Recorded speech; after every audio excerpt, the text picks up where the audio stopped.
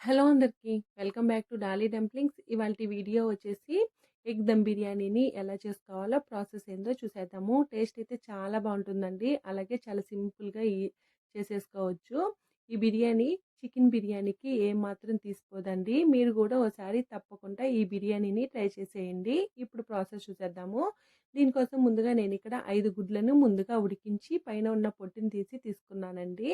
ఈ గుడ్లు ఉడికించుకునేటప్పుడు ఇందులో 1 టేబుల్ స్పూను ఆయిల్, అలాగే 1 టేబుల్ స్పూను సాల్ట్ వేసి ఉడికించుకోండి. ఆయిల్ వేయడం వల్ల ఎగ్స్ అనేది బ్రేక్ అవ్వవు.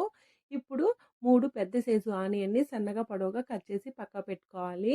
స్టవ్ ఆన్ చేసుకొని కడాయి పెట్టుకొని పావు కప్పు ఆయిల్‌ని వేసుకోవాలండి. ఆయిల్‌కి బదులు మీరు నెయ్యిని కూడా వేసుకోవచ్చు. ఆయిల్ వేడైన తర్వాత ఇందులో హోల్ బిర్యానీ దినుసుల్ని వేసుకోవాలి. ఇవి కాస్త వేగిన తర్వాత మనం ముందుగా కట్ చేసి పెట్టుకున్న ఆనియన్ తరుగు వేసుకోవాలి. ఇందులోనే 3 లేదా 4 పచ్చిమిర్చిని మధ్యలోకి ఘాటు పెట్టుకొని వేసుకోవాలండి. ఇలా ఘాటు పెట్టుకోవడం వల్ల ఈ పచ్చిమిర్చి స్పిల్ అయ్యే ఛాన్సెస్ తక్కువ ఉంటుంది. మంటని హై ఫ్లేమ్‌లో ఉంచి ఈ ఆనియన్స్‌ని మధ్యలో కలుపుతూ ఎర్రగా వేయించుకోవాలండి. బిర్యానీకి ఆనియన్స్ ఎర్రగా వేగితేనే టేస్ట్ అలాగే ఫ్లేవర్ బావుంటుంది. మనం దమ్ బిర్యానీ చేస్తున్నాం కాబట్టి ఆనియన్స్‌ని కాస్త ఎర్రగా వేపుకుంటేనే బావుంటుందండి. అలాగే మధ్యలో కలుపుతూ వేపుకోవాలి. లేదంటే సరిగా వేగక కొన్ని మాడిపోయే ఛాన్సెస్ ఉంటుంది. చూడండి ఈ విధంగా ఎర్రగా వేపుకున్న తర్వాత ఇప్పుడు ఇందులో 1 టేబుల్ స్పూన్ వరకు ఫ్రెష్‌గా దంచుకున్న అల్లం వెల్లుల్లి పేస్ట్‌ని వేసుకొని అల్లం వెల్లుల్లి పేస్ట్‌లో నుంచి పచ్చి వాసన పోయి లైట్ గోల్డెన్ బ్రౌన్ కలర్‌కి చేంజ్ అయ్యే వరకు కలుపుతూ వేయించుకోవాలి. చూడండి ఇలా అల్లం వెల్లుల్లి పేస్ట్ కూడా బాగా వేగిన తర్వాత ఇప్పుడు ఇందులో 3 మీడియం సైజు టమోటాలని చిన్న ముక్కలుగా కట్ చేసి వేసుకొని మంటని మీడియం ఫ్లేమ్‌లో ఉంచి ఈ టమోటాలు మెత్తగా మగ్గే వరకు మధ్యలో కలుపుతూ వేపుకోవాలండి. టమోటాలు పైన ఉండే స్కిన్ను విడిపోయే వరకు కలుపుతూ వేయించుకోవాలి. ఇప్పుడు ఇందులో 1 టేబుల్ స్పూను సాల్ట్‌ని వేసుకొని ఒకసారి బాగా కలుపుకోవాలి. మంటని లో టు మీడియం ఫ్లేమ్‌లోకి అడ్జస్ట్ చేసుకుంటూ ఈ టమోటాలని మెత్తగా మగ్గనివ్వాలండి. ఇది చూడండి ఇక్కడ టమోటాలు మెత్తగా ఉడికిపోయింది. ఇప్పుడు ఇందులో ఒక అర టేబుల్ స్పూను సాల్టు, అలాగే 1 టేబుల్ స్పూను ధనియాల పొడి, 1 table spoon garam masala, 1 table spoon chicken masala powder, అలాగే అర టేబుల్ స్పూను జీలకర్ర పొడిని వేసుకొని ఈ మసాలా అంతా బాగా మిక్స్ అయ్యేలాగా కలుపుకుంటూ మంటని లో టు మీడియం ఫ్లేమ్‌లోకి అడ్జస్ట్ చేసుకుంటూ ఒక 2 నిమిషాలు వేపుకోవాలి. ఇప్పుడు ఇందులో 1 టేబుల్ స్పూను కారం పొడిని వేసుకోవాలి. నేను వేసిన కారం పొడైతే బిర్యానీకి కరెక్ట్‌గా సరిపోయిందండి. మీకు స్పైస్ ఎక్కువ కావాలంటే కారం పొడిని కాస్త ఎక్కువ వేసుకోండి. ఇలా వేపుకున్న తర్వాత ఇందులో 1 కప్పు పెరుగుని వేసుకోవాలి. పెరుగు మరీ పుల్లగా ఉండకూడదండి. అలా అని మరీ తియ్యగా కూడా ఉండకూడదు. ఈ పెరుగుని వేసుకున్న తర్వాత మంటని లో ఫ్లేమ్‌లో ఉంచి ఈ పెరుగు గడ్డలేమీ లేకుండా ఈ మసాలాలో మిక్స్ అయ్యేలాగా బాగా కలుపుకోవాలి. ఇలా కలుపుకున్న తర్వాత ఇందులో సన్నగా కట్ చేసుకున్న కొత్తిమీర, పుదీనాని వేసుకొని ఒక 2 నిమిషాలు మంటని లో ఫ్లేమ్‌లో ఉంచి ఉడికించుకోవాలి. అలాగే ఈ స్టేజ్‌లోనే సాల్ట్ సరిపోయిందో లేదో చెక్ చేసుకొని సాల్ట్‌ని అడ్జస్ట్ చేసుకోవాలి. నాకైతే కాస్త సాల్ట్ తక్కువైందండి. దానికోసమే ఇక్కడ నేను ఒక అర టేబుల్ స్పూన్ వరకు సాల్ట్‌ని వేశాను. మీకు ఇంకా స్పైస్ ఎక్కువ కావాలంటే ఇందులో 1 టేబుల్ స్పూన్ వరకు మిరియాల పొడిని కూడా వేసుకోవచ్చండి. ఇప్పుడు ఈ మసాలాని 2, 3 నిమిషాల పాటు మంటని హై ఫ్లేమ్‌లో ఉంచి ఆయిల్ పైకి తేలే వరకు వేపుకోవాలండి. మధ్యలో కలుపుతూ వేపుకోవాలి. ఇక్కడైతే మసాలా వేగిపోయింది. ఇప్పుడు దీన్ని పక్కకు పెట్టేసుకొని మరో గిన్నెని పెట్టుకొని ఇందులో 1 లీటర్ వరకు వాటర్‌ని పోసుకొని మూత పెట్టుకొని మంటని హై ఫ్లేమ్‌లో ఉంచి ఈ నీళ్ళని మరిగించుకోవాలి. చూడండి ఇక్కడ నీటిలో నుంచి బబుల్స్ లాగా ఫామ్ అయినప్పుడు ఇందులో 1 టేబుల్ స్పూన్ అల్లం వెల్లుల్లి పేస్టు, అలాగే హోల్ బిర్యానీ దినుసుల్ని వేసుకోవాలి. ఇందులో 3 పచ్చిమిర్చిని కట్ చేసి వేసుకొని ఇందులోనే 1 టేబుల్ స్పూను ఆయిల్ వేసుకోవాలి. ఒక అర లెమన్‌ని స్క్వీజ్ చేసి వేసుకోవాలి. ఇందులోనే 1.5 టేబుల్ స్పూన్ వరకు సాల్ట్‌ని వేసుకొని ఒకసారి బాగా మిక్స్ చేసుకోవాలి. సాల్ట్ అనేది కాస్త ఎక్కువగానే వేసుకోవాలండి.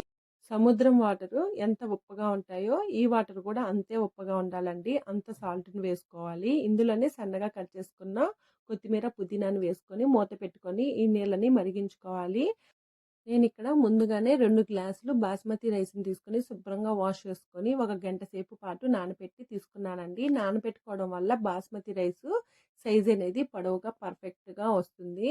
చూడండి వాటరు మరిగాయో లేదో చెక్ చేసుకొని వాటర్ మరిగిన తర్వాత మనం ముందుగా నానబెట్టుకున్న ఈ బాస్మతి రైస్‌ని వాటర్‌లో వేసుకొని మంటని హై ఫ్లేమ్‌లో ఉంచి ఈ రైస్‌ని ఒకసారి బాగా మిక్స్ చేసుకొని మూత పెట్టుకొని రైస్‌ని ఉడికించుకోవాలి. అలాగే ఒకసారి మీకు సాల్ట్ అనేది సరిపోయిందో లేదో చెక్ చేసుకోండి. ఈ రైస్‌లో సాల్ట్ ఎక్కువగానే ఉండాలండి. అప్పుడే బిర్యానీకి మంచి టేస్ట్ వస్తుంది.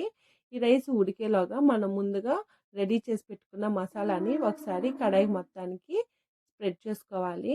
ఇలా స్ప్రెడ్ చేసుకున్న తర్వాత మనం ముందుగా ఉడికించి పెట్టుకున్నాం కదా ఎగ్స్‌ని అన్నిటిని పెట్టుకోవాలి.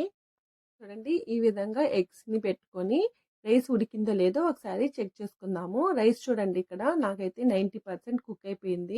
మీకు రైస్ ఉడికిందో లేదో తెలియడం కోసం ఒక అన్నం మెతుకుని తీసుకొని చేత్తో నలిపి చూడండి. రైస్ అయితే కుక్ అయిపోయిందో లేదో మీకు పర్ఫెక్ట్‌గా అర్థమైపోతుంది. నాకైతే ఇక్కడ కుక్ అయిపోయింది. ఇప్పుడు ఈ రైస్‌ని తీసుకొని మనం ముందుగా ఎగ్స్‌ని పెట్టుకున్న మసాలాలో నేనిక్కడ వీడియో క్లిప్‌లో చూపించే విధంగా ఈవెన్‌గా స్ప్రెడ్ చేసుకోవాలండి. ఇలా అంతా రైస్‌ని ఈవెన్‌గా స్ప్రెడ్ చేసుకోవాలి. ఇప్పుడు ఇందులో దీని మీద సన్నగా కట్ చేసుకున్న కొత్తిమీర అలాగే పుదీనాని స్ప్రింకిల్ చేసుకోవాలి. ఇంకా ఇందులో ఒక పావు టేబుల్ స్పూన్ వరకు గరం మసాలాని పైన స్ప్రింకిల్ చేసుకోవాలి. ఒక టేబుల్ స్పూను నెయ్యిని కూడా స్ప్రింకిల్ చేసుకోవాలి. ఇందులోనే కుంకుమ పువ్వుని హాట్ వాటర్‌లో వేసి నానబెట్టుకొని ఆ వాటర్‌ని పైనే వేసుకోవాలి. ఇప్పుడు దమ్ బయటికి పోకుండా టిష్యూ పేపర్స్ పెట్టుకొని మూత పెట్టి 10 నిమిషాల పాటు దమ్ చేసుకోవాలండి. 5 నిమిషాలు హై ఫ్లేమ్‌లో, 5 నిమిషాలు లో ఫ్లేమ్‌లో ఈ దమ్ బిర్యానీని ఉడికించుకోవాలి.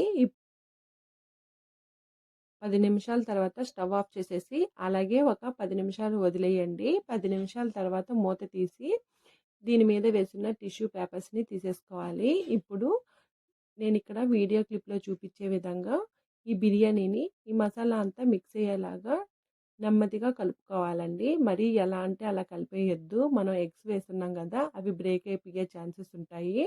చూడండి నేనిక్కడ వీడియో క్లిప్‌లో చూపించే విధంగా నెమ్మదిగా కలుపుకోవాలి. అలాగే చూడండి రైస్ కూడా పర్ఫెక్ట్‌గా కుక్ అయిపోయింది. చక్కగా పొడి పొడిగా చాలా బాగా వచ్చిందండి.